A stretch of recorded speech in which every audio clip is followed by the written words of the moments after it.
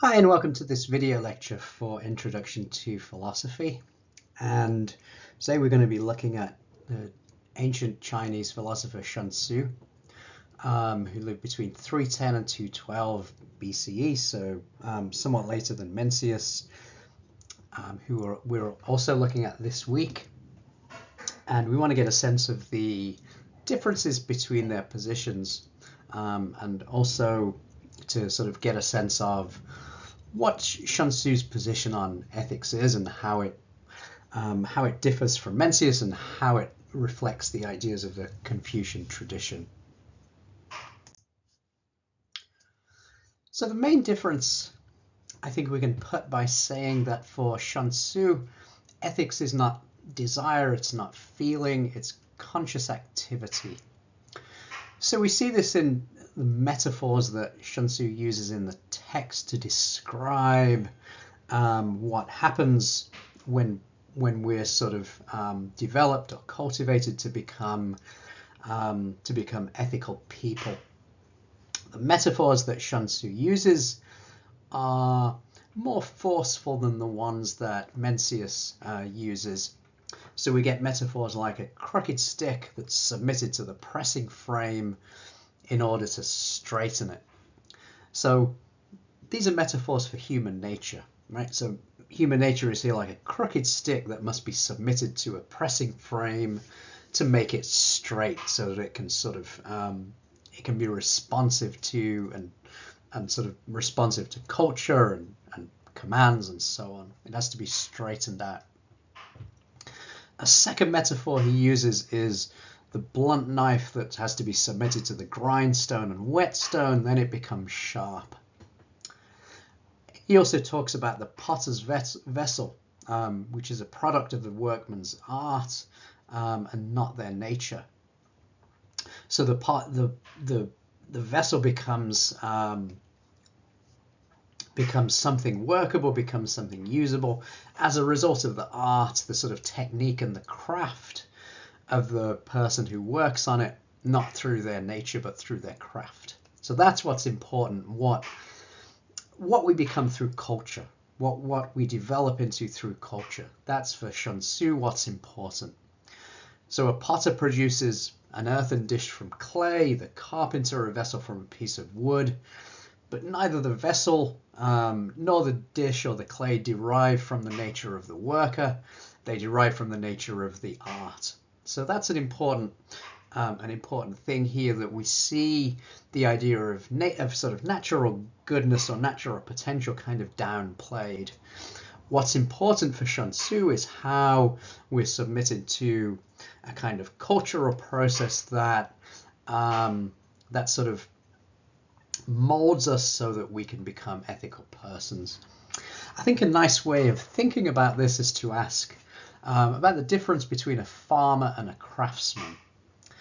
We saw with Mencius a lot of the metaphors tend to be about sort of agricultural, the farming metaphors, the sort of developing a sprout, cultivating it, making it grow, the sort of natural tendency of water to move and to move downwards. And with Xunzi, we see these more craft-like metaphors, the crooked stick that must be pressed to make it straight, the blunt knife that's to be grinded in order to make it sharp. So for Xunzi, it's more a process of kind of forcing nature into the frame that culture requires. And we see that in the crooked stick and the blunt knife comparisons. So the point is that when he talks about the potter's vessel being the product of the worker's art, not their nature, the point is that something does not have to belong to human nature in order to be produced or generated by human activity. Just as the sort of earthen dish isn't part of the nature of the clay, it sort of develops as a result of the art of the potter. That's Xunzi's idea of culture, of how things are sort of produced or generated by human activity, by conscious activity that molds them into a usable, workable form. So for Xunzi, the responses of feeling, the instinctive responses that for Mencius are so important, those don't have any moral worth for Xunzi. Morality is conscious cultivation. So there seems to be much more emphasis here on the kind of cultural formation, the way we're formed and sort of forced into the right mold through the way sort of culture straightens us out and sort of fixes our natural tendencies so that we can sort of participate and be sort of consistent. Now, when Xunzi talks about the nature of man, the nature of human beings, we get a very sort of different picture that sort of seems to be set directly opposed to Mencius. Xunzi says, the nature of man is evil, the good which it shows is factitious. And factitious here means artificial. In other words, it's not natural, it's something that's constructed by culture. It's something that happens by conscious activity shaping what's natural. So natural here is that which is in humans not needing to be learned or striven after. So what's simply there and which develops in its own way doesn't need to be learned, doesn't need to be sort of consciously cultivated. Man's nature is said to be love of gain. This is again a quote from Xunzi. Man's nature is the love of gain, envy and dislike, desires of the eyes and ears. So there's this idea that in our nature we kind of, it's almost like a picture of, it's quite similar to Glaucon here, right? That we naturally love gain, we naturally envy and dislike others having more than us, we're naturally competitive, we're sort of taken by things that we desire, things that our eyes and ears see as valuable, and we strive after those things. So that seems to be a picture that resembles Glaucon's picture of human nature, our love of gain and everything. So artificial, as opposed to that nature, factitious or artificial, is that which is attained by learning and achieved by hard striving. So it's something that we impose on our nature. It's something that we that by sort of a process of work and striving, we can sort of mold our nature into this form.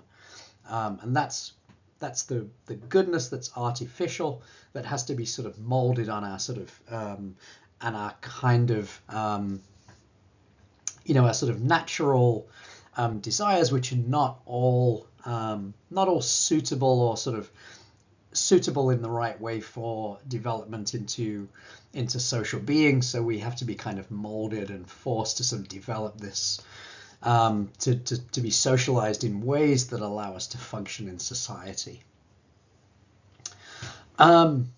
So this picture then, that man's nature is the absence of generosity, it's absence of self-denial, of righteousness, propriety, all those things that we saw for Xunzi, excuse me, are essential kind of sprouts, the feelings that we have naturally. For Mencius, Xunzi denies that those things are naturally part of our heritage. We don't have those natural feelings. Instead, Xunzi is interested in the artificial learning, the things that go contrary to nature. And the examples he gives of this in the text, these are on page 54. He talks about a man who is hungry but does not dare eat first in the presence of an elder. So our sort of natural instinct would be to eat first. That's what our nature would tell us. Xunzi is saying if it was in its natural wild state. But because when it's cultivated and sort of and forced into the right frame, then we learn not to eat in the presence of an elder by sort of pressing our nature into the right sort of responses. Another example he uses, somebody tired from work but does not dare ask for a rest. And again, this shows a way that we've kind of cultivated our natural instincts, our instinct for rest and so on, and overcome those instincts by making them sort of amenable to socially useful purposes and by making them amenable to living in society with others where we can perform tasks together and get on together. So these examples of self-denial and yielding, they're like the pressing frame that straightens the crooked stick, right? These are the things that that allow us to kind of straighten out our crooked human nature and sort of develop a kind of ethical focus.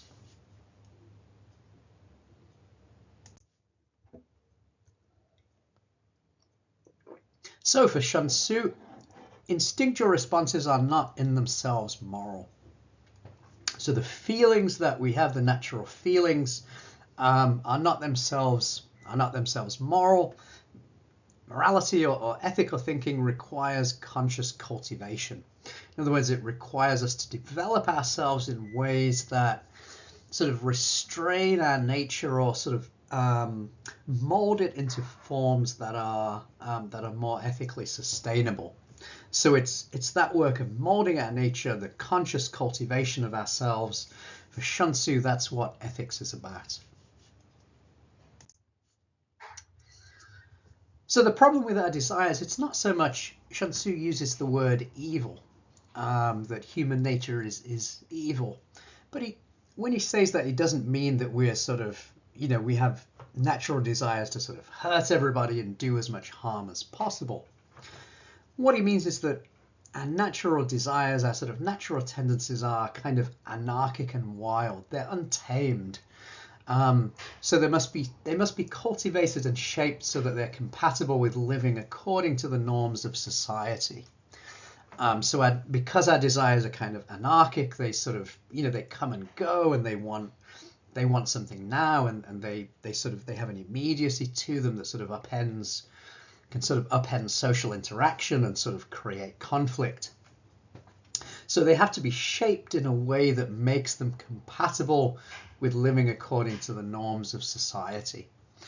Not one of Xunzi's examples directly here, but marriage is the kind of example that people might use in this context, a kind of the way a long-term relationship might train our desires, giving them a long-term focus and goal, and make them less sort of anarchic by giving them a kind of a settled and stable social purpose, the family and sort of raising children and so on. So this is the way that, or an example of the way that society consciously sort of cultivates our desires, making them through the existence of marriage and long-term relationships and family, making our desires amenable to sort of culture and to civilization and to living in ways with others that are not conflictual. Such desires, Xunzi would say, are now in agreement with reason. So we'd sort of train our desires to sort of to train them in a way that they become obedient to reason. And that's what happens in the example of the hungry man who lets the elders eat first, right? The hungry man wants to eat first. That's what our natural desire wants to do. But we sort of train and restrain those desires in order to make them amenable with what reason is saying. So desires are to be made obedient to norms, and it's obedience to ritual that trains and forms the desires. And that's a very Confucian idea, central to the Confucian tradition. Ritual is going to form those desires in ways that allow them to be compatible with living in society, living with others, and living in sort of civilized relationships in close proximity with other people.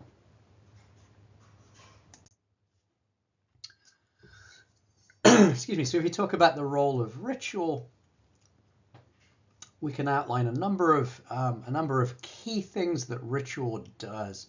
By ritual, we mean sort of social practices in which we participate that sort of train our emotions and sort of channel our feelings in specific ways. So ritual controls natural desires in the service of a greater good. We can see that in the example of marriage, right? The way it sort of controls natural sexual desires and sort of puts them into a frame where they can serve a social purpose. allowing the sort of production of families and children and so on. Secondly, it allows a division of resources and labor. And of course, when you have a division of resources and labor, some have more than others. And what the role of ritual here is, by tamping down emotions of greed and envy, it allows for greater social sophistication, greater social division and complexity, that we can kind of, through rituals of sort of deference and respect, we can live with others without the sort of without the constant sort of presence of emotions of greed and envy with regard to other people. So it creates a kind of social harmony around how people act. And thirdly, perhaps most important, it channels and refines human emotion. So rituals allow us to express emotion in ways that are compatible with living in society. So for example, think about the way, say, funerals and those kind of routines channel our grief. Right, it's very sad that somebody we love, a family member, has died, but we need a kind of ritual to be able to express that emotion, to be able to express it publicly as part of the community. That's what a tradition like a funeral allows us to do, that, to express that grief, to express our feelings, to channel those feelings through this practice, through this ritual of this sort of coming together and expressing our emotions. But it channels and refines them so that it provides a kind of, almost a kind of timeline of our emotion, that there's a sadness, but it dissipates over time as we sort of gradually return to normal living, and the emotion kind of dissipates. So rituals function in all these ways to kind of make our natural kind of emotions and feelings compatible, and to give them a sort of a place of expression within society in these sort of regulated ways, through funerals, marriage rituals, and all these other sort of rituals where people come together and express emotion. So the main point that Xunzi wants to make, and this shows a disagreement, this shows his disagreement with Mencius, I think, quite clearly, is that feelings are only good when they are incorporated into an ethical framework. So emotions or feelings in themselves can be wrong or excessive, but ritual provides an ethical framework to channel emotion, to give it a place where it can be expressed in an ethical form that's not excessive, that's not sort of dangerous, that's not wild, but allows it to be sort of channeled and expressed in a positive way. So we can think about ways in which emotion might sort of come loose of an ethical framework. For example, we could sort of express sympathy towards an individual, that we feel sympathy towards a certain person, but that ignores sort of the plight of other people who may have been sort of hurt in some way by this person we feel sympathy for. But our sympathy is tends to be like a spotlight, that it's directed towards specific people, but not necessarily in a way that allows us to sort of express an ethical idea through that sympathy. Or consider, a sense of pity towards a child that can sometimes sort of distract from a sense of duty when that pity is excessive, and can sort of lead you to forget what your responsibilities are towards a child. So it's that ethical framework where the feelings that we have are sort of are held within this ethical framework that's sort of organized by ritual, and allows those feelings to be expressed in ways that promote ethical relationships, with other people, rather than kind of threatening or undermining them. So why are rituals significant? Constitutive rules, the rules are regulatory and constitutive, the rules of ritual. Constitutive rules create or define new forms of behavior. In other words, such behavior would not exist without the rules that give rise to them, as opposed to natural activities such as eating. So that's the key thing about ritual, right? They're governed by constitutive rules and norms that guide how we do them, that guide how we perform them, and how we have to act when we're doing them. So that's the difference from natural activity. So Xunzi's account spells out the constitutive process whereby both the society and the individual are culturally transformed from a raw to a cultivated state. And that's the way that Xunzi thinks about it. We're born in this raw, wild, untamed state of desire, and that has to be sort of cultivated into forms where we can follow rules and follow these sort of rule-governed forms of behavior that allow us to act morally. So from this perspective, it is part of Xunzi's argument that Mencius has ignored the socially constitutive processes that are necessary for any individual to become a moral agent. So that's the summary of Xunzi's critique of Mencius.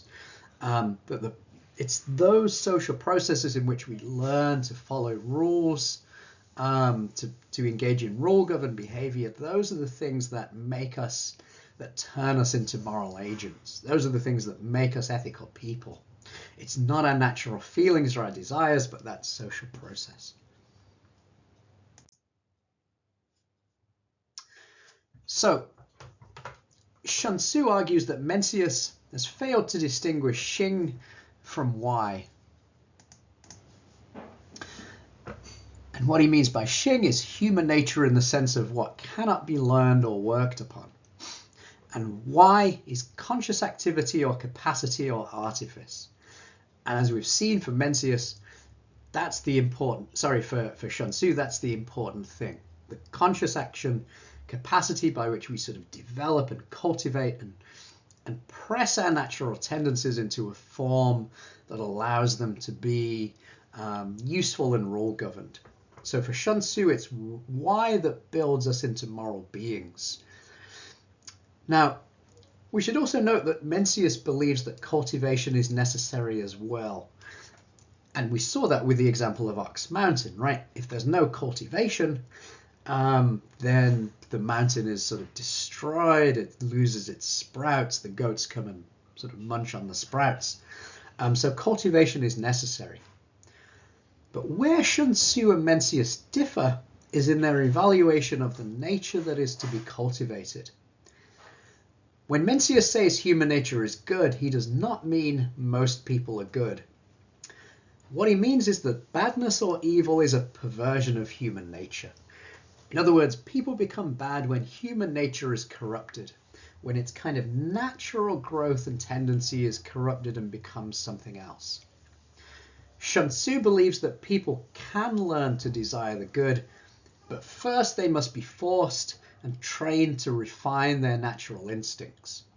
Right? So it's not that badness or even is a perversion of human nature for Xunzi, but it's something that badness is something that is a potential of human nature, but it's the training of that nature that allows us to refine those instincts so that we become good.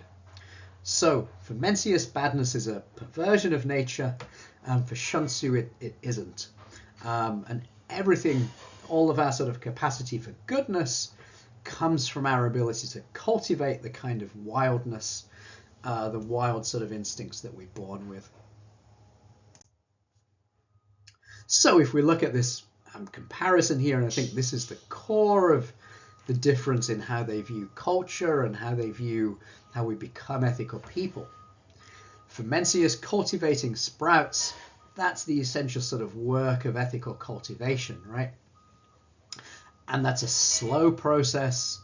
The source of change is internal, although the environment sort of nourishes us, but it's the growth of our natural feelings, our natural sprouts. They are the ones that sort of prompt the change, and they are the ones that sort of direct the nature of the growth. Environmental nutrition, what we get from the environment, just encourages that growth. but it's that growth itself that shows the direction of where we're supposed to go. So it works with our inclinations, and cultivating sprouts does not require a pre-existing standard or model, because we're just following the natural cultivation of what those sprouts want to become. And they naturally develop into the virtues, as we've seen, providing they're not perverted. Now, straightening wood is another slow process, but here the source of change is external. It's not that there's an internal impulse to develop into moral beings. That impulse has to come externally, and it comes through requiring a certain internal structure and developing that structure. It doesn't work with our inclinations, it works against resistance. Remember the metaphors here, the pressing frame works against the resistance of the stick. Right? You have to work against the resistance of the nature you're sort of crafting and developing to develop it into something that's able to follow rules and able to be capable of conscious activity. It requires a pre-existing standard or model, and ritual embodies that standard. So that standard is kind of imposed on human nature. Human nature becomes good through its developing this sort of idea or standard. So we can sum up this difference in terms of inward out versus outward in. For Mencius, moral development is an inward outward process of self-discovery. So it's the internal growth of something that develops into goodness. For Xunzi, moral development is an outward in process of conformity to norms. So it's pressed on our nature, and our nature is made to conform to these external norms that are part of ritual. Mencius says the office of the heart is to concentrate. If it concentrates, then it will get virtue. If it does not concentrate, then it will not get it. So it's kind of giving it's being in touch with our natural instincts, being in touch with our natural feelings, and being able to follow those feelings as they develop, as they express themselves. Here's the contrast with Xunzi, who says, I once spent the whole day pondering, but it wasn't as good as a moment's worth of learning. So the idea of pondering or thinking, or sort of thinking about ourselves and being in touch with ourselves, that's not the same thing, and it's not of the same value as learning skills, learning things that we can execute. So it's what we get from culture, the learning that we get from culture that changes us. That's what's important for Xunzi. He says, if you do not concur with your teacher and the proper model, but instead like to use your own judgment, then this is like relying on a blind person to distinguish colors. So that brings out the difference nicely there, that for Xunzi it's about developing according to the model that's laid out, and learning to sort of submit to that idea of how of how we're supposed to be cultivated in the right way to be able to express moral ideas. But we see very clearly that relying on our own judgment is not as good. That's likely to lead us astray. So that's why it's an outward in process for Xunzi, that it's what we get from outside is more important than our own kind of instincts or feelings and how they develop. So if we think about the difference between Xunzi and Glaucon, I think we can see it in these in this quote of Xunzi. He says, now to love, gain, and desire to get, this is the natural feeling of men. And that very much suggests a comparison with Glaucon in terms of the natural prevalence of self-interest. As we saw for Glaucon, it's convention that forces us to be good, but our natural instinct is for self-preservation and self-interest. For Xunzi, however, it's only the transforming influence of propriety and righteousness, in other words, ritual, that will make people yield to others, that will give people the sort of moral capacity to be good. So Xunzi and Glaucon seem to agree largely on human nature without convention or without ritual, right? Without the social, without the sort of social order and the way it imposes rules and forms of conduct on people. For Xunzi, however, human nature in its natural state is wild and in disorder.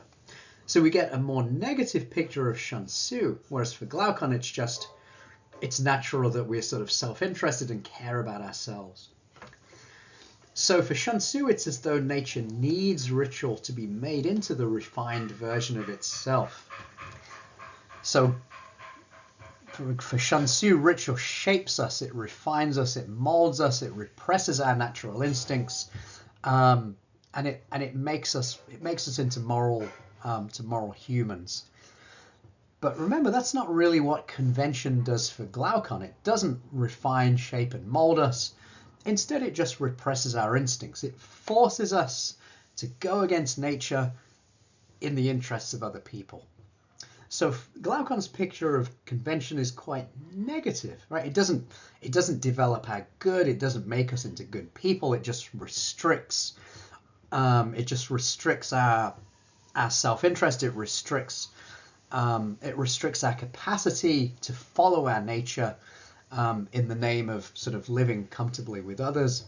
But there's no sense in Glaucon that that's a kind of moral transformation of us, right? It's simply a necessity that if we're gonna live with others, we have to accept this agreement, right? Whereby we don't do bad things to them, they don't do bad things to us.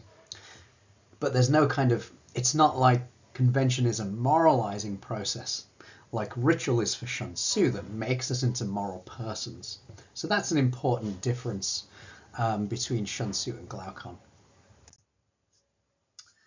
Okay, so we've looked at, in fact, 3 pieces of writing this week by Glaucon, as we saw in Plato's Dialogue the Republic, where Glaucon gives this speech in favor of this idea of self-interest through the parable of Gyges' ring.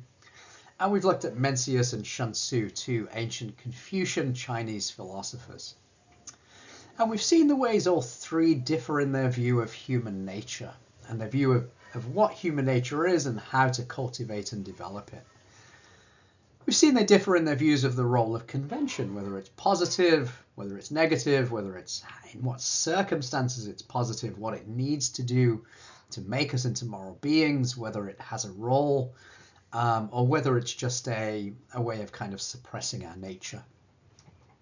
So think about these 3 positions that we've looked at, and think about which one you think has the most convincing position here on human nature, and why. Which is the most convincing picture of the way human nature sort of relates and links up with society through ritual or convention, and which gives us the best picture of how we become ethical persons.